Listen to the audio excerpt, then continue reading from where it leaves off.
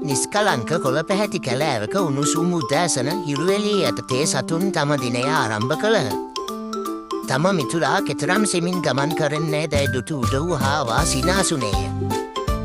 නිතරම සමච්චලයට ලක්වීමෙන් වෙහෙසටපත් ඉබ්බා හාවාට තරගයකට අභියෝග කිරීමට තීරණය කළේය. තරගය ආරම්භ වූ විට හාවා ඉබ්බාට පිටිපසින් දූවිලි වලාවක් ඉතිරි කරමින් වේගයෙන් දිව ගියේය. අඩක් දුර ගිය විට හාවා තම ජයග්‍රහණය ගැන ස්ථීර විශ්වාසයකින් යුතු සෙවණ ඇති ගසක් යටට වී විවේක ගැනීමට තීරණය කළේය. ඉබ්බා පියවරෙන් පියවර කිසිවිටක නොනැවති උත්සාහයක් නොහැර ඉදිරියට ගමන් කළේය. අවසානයේදී ඉබ්බා අවසන් සීමාව පසු කර අතර හාවා අවදිවන විට ප්‍රමාද වැඩි විය. උඩඟුකම පරාජයට මඟ පාදන බව හාවා ඉගෙනගත් අතර ඉවසීමෙන් තරගයේ ජයගන්නා බව ඉබ්බා පෙන්වා දුන්නේය.